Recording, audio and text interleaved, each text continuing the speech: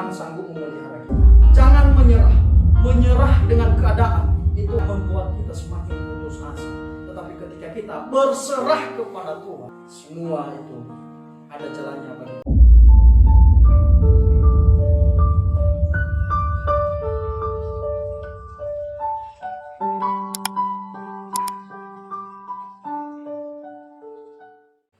Ya faluka ami wa buat dezo aya ita Yesu Kristo.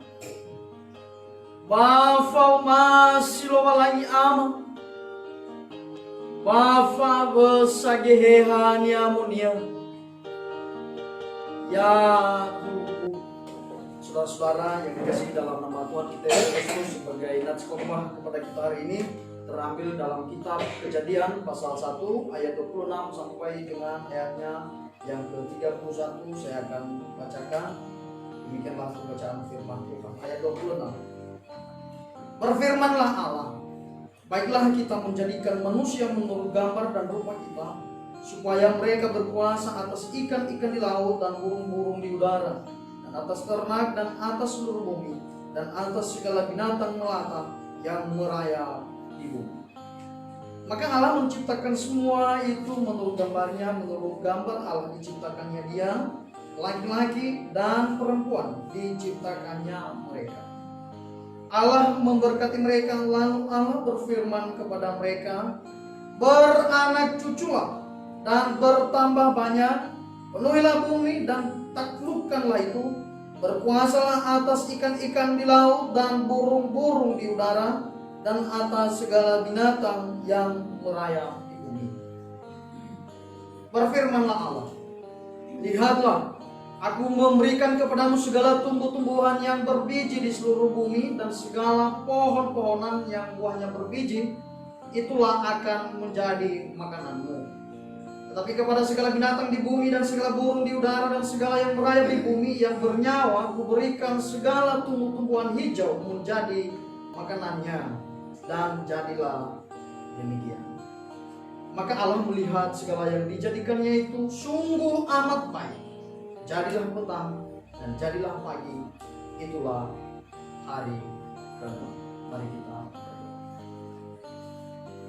Kami mengucap syukur kepadamu Allah yang hebat, pencipta langit dan bumi, pencipta kehidupan kami. Kami bersyukur kepada Engkau kalau kami ada sampai hari ini, itu senantiasa hanya karena pertolongan dan penyertaan-Mu bagi kami. Pada saat hari ini, kami rindu untuk mendengarkan firman-Mu, dan kami mohon padamu, biarlah tuntunan Roh Kudus-Mu yang memberikan kepada kami pengertian, agar kami bisa memahami apa maksud daripada firman-Mu hari ini. Inilah hamba-Mu yang tidak ada apa-apanya ini Tuhan, biarlah Engkau memakai untuk menjadi saluran berkat bagi seluruh jemaat pada saat siang menjelang sore hari ini. Dalam nama Yesus Kristus kami sudah berdoa dan mengucap syukur. Amin.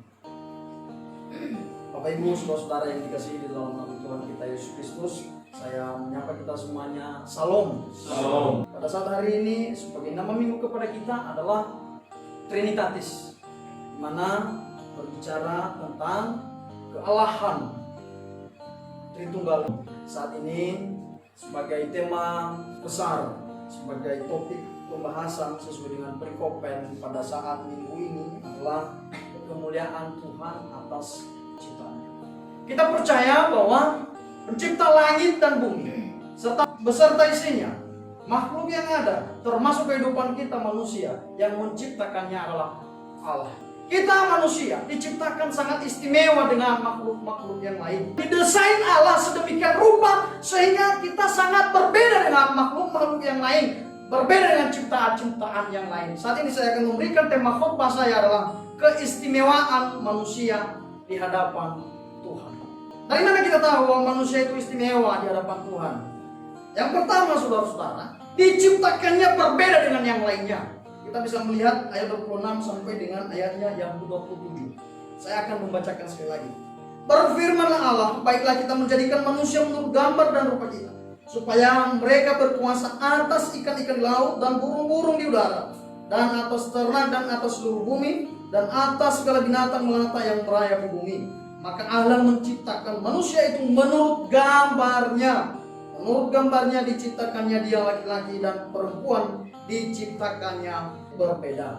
Manusia Tuhan ciptakan berbeda dengan makhluk yang lain, berbeda dengan ciptaan-ciptaan yang lain. Ketika Tuhan menciptakan terang, dia cukup berfirman saja. Berfirmanlah Tuhan, jadilah terang, maka jadilah terang. Bisa Bapak Ibu melihat di keseluruhan pasal yang pertama ini, mulai daripada ayat yang ketiga, di situ dikatakan, berfirmanlah Allah, jadilah terang.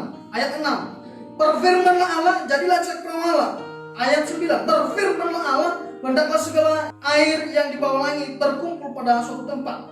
Lihat ayat 11, berfirmanlah Allah, hendaklah tanah menumbuhkan tunas-tunas muda. Lihat ayat 14, berfirman Allah, jadilah benda-benda penerang pada cakrawala. Kemudian lagi saudara-saudara, ayat 20, berfirmanlah Allah, hendak dalam air keriapan makhluk yang hidup, dan hendaklah burung-burung berterbangan di atas bumi melintasi cakrawala. Namun ketika dia menciptakan manusia, tidak cukup dengan dia berkata berfirmanlah maka jadilah manusia. Tidak demikian saudara-saudara. Dia mulai mengambil debu tanah. Bapak Ibu bisa melihat dalam Kejadian pasal 2 ayat yang ke-7. Saya akan bacakan.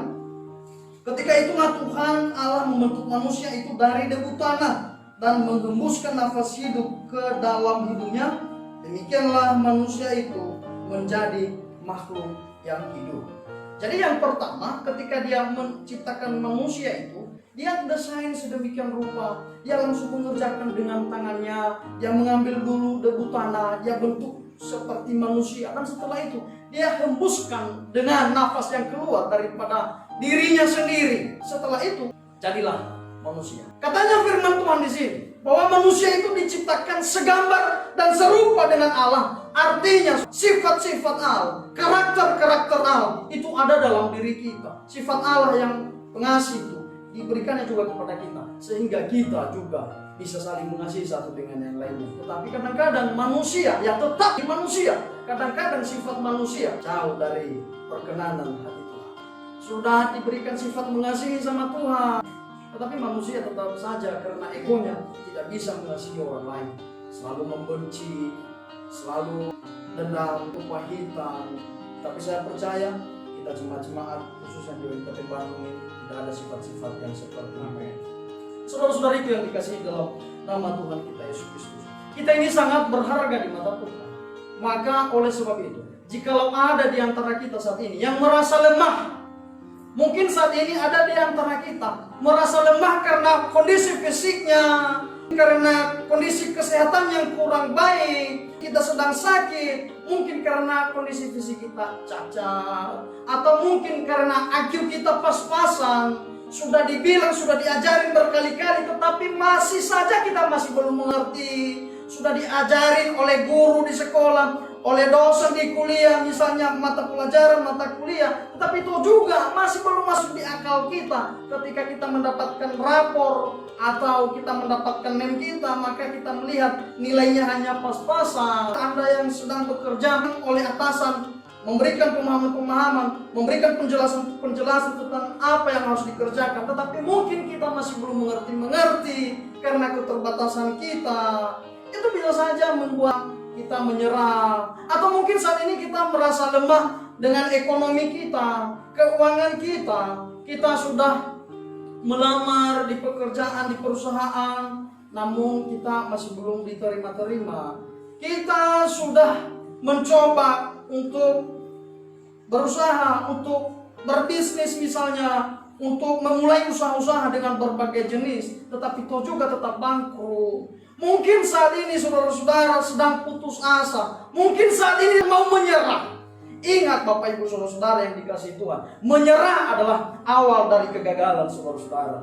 Tetapi berserah kepada Tuhan adalah sumber dari kedamaian, kebahagiaan. Dia akan berikan kepada kita. Karena kenapa? Di dalam Tuhan itu, karena Dia yang Maha Kuasa, Dia adalah pencipta, maka kita percaya juga bahwa Allah itu sanggup memulihkan kita dari keterpurukan menjadi yang terbaik. Marilah kita menjadi bersemangat. Marilah kita kembali memulai hari-hari ini dengan semangat, dengan memuliakan Tuhan, memprioritaskan Tuhan dalam kehidupan kita, dan biarlah kemuliaan itu hanyalah bagi Allah, sumber pertolongan kepada kita. Jangan menyerah, menyerah dengan keadaan itu hanya membuat kita semakin putus asa. Tetapi ketika kita berserah kepada Tuhan, maka semua itu ada jalannya bagi kita. Ketika dia pandang itu benar, itu baik, itu terbaik bagi kita, maka pasti Tuhan lakukan bagi kita. Mungkin itu yang terbaik yang Tuhan ingin nyatakan kepada saya, kepada Bapak Ibu semua. Yang kedua, keistimewaan manusia di hadapan Tuhan yang pertama tadi adalah diciptakan berbeda dengan yang lainnya. Maksud saya dengan makhluk yang lain. Dan yang kedua, yang terakhir, yaitu diberikan berkat spesial. Saya katakan ini berkat spesial. Ayat 28 sampai dengan ayatnya ke-31. Jadi Bapak Ibu bisa membaca di dalam Alkitab yang Bapak Ibu pegang masing-masing yang ada di taman Bapak Ibu. Di situ saudara-saudara, Tuhan memberikan berkat kepada manusia. Apa berkat? Yang pertama, dia berkata bahwa beranak cuculah dan penuhilah bumi. Ini berbicara masalah keluarga. Jadi yang pertama yang Tuhan ingin berikan kepada manusia itu, berkat spesial yang Tuhan ingin berikan kepada manusia itu, ketika mereka di Taman Eden, yaitu dia memberkati keluarga mereka. Mungkin saat ini ada yang sudah berkeluarga, namun kau juga masih belum mendapatkan karunia daripada Tuhan untuk mendapatkan anak. Jangan berputus asa, teruslah berdoa, teruslah berharap kepada Tuhan. Yakin dan percaya, kalau memang Tuhan tahu bahwa itu yang terbaik untuk saudara, maka dia akan memberikan. Karena anak itu adalah bukan milik kita sebagai orang tua, bukan milik kita sebagai ayah, sebagai ibu. Anak itu adalah sesungguhnya miliknya Tuhan. Kalau Tuhan berikan kepada kita, itu merupakan titipan, artinya kita bertanggung jawab dengan anak itu. Mungkin juga saat ini yang sudah berkeluarga, Tuhan sudah mempercayakan anak-anak kepada Bapak Ibu. Itu artinya saudara-saudara bertanggung jawab atas kehidupannya, memberikan dia nafkah, bertanggung jawab dengan spiritualnya, kerohaniannya. Saudara-saudara harus menuntunnya ke jalan yang Tuhan kehendaki. Kemudian kalau kita melihat dari ayat 28 sampai dengan ayatnya yang ke-31 ini, Tuhan di situ memberikan kepada manusia kuasa untuk menaklukkan bumi. Tuhan memberikan kepada mereka yaitu perintah supaya mereka bertanggung jawab atas bumi, supaya mereka menguasai bumi, supaya mereka bisa memanfaatkan hasil bumi yang Tuhan ciptakan itu untuk kehidupan mereka. Dan tentunya tanggung jawab itu selalu mereka bertanggung jawab kepada Allah. Mungkin kita bertanya saudara-saudara, kenapa Tuhan tidak menciptakan manusia pada hari yang pertama? Padahal manusia itu kan berharga di mata Tuhan. Kenapa harus hari ke-6? Itu artinya saudara-saudara, Tuhan itu tidak mau menciptakan manusia yang dibuatnya istimewa itu tanpa ada ketersediaan makanan kebutuhan yang ada di dalam. Makanya dia dulu menciptakan terang, dia menciptakan tumbuh-tumbuhan, dia menciptakan segala binatang yang ada, ikan-ikan di laut, burung-burung di udara, segala makhluk yang ada. Dia ciptakan tumbuh-tumbuhan. Supaya apa? Supaya manusia itu bisa hidup. Dan supaya manusia itu juga bisa bertanggung jawab atas tanggung jawab yang Tuhan sudah berikan kepada mereka. Jadi artinya saudara-saudara, janganlah kita takut akan hidup ini. Tuhan sanggup memelihara kita. Tuhan tidak mau kita sengsara. Tuhan kita tidak mau kalau misalnya kita ini akan jatuh tergeletak, tapi dia mau supaya kita ini akan selalu istimewa di hadapannya. Karena bukan karena kita istimewa, tapi karena Tuhan membuat kita istimewa. Tuhan Yesus memberkati kita semua. Ayat hafalan Kejadian pasal 1 ayat 28 saya akan bacakan. Allah memberkati mereka, lalu Allah berfirman kepada mereka, beranak cuculah dan bertambah banyak, penuhilah bumi dan taklukkanlah itu. Berkuasalah atas ikan-ikan di laut dan atas burung-burung di udara dan atas segala binatang yang merayap di bumi. Amin. Kami telah dengar firman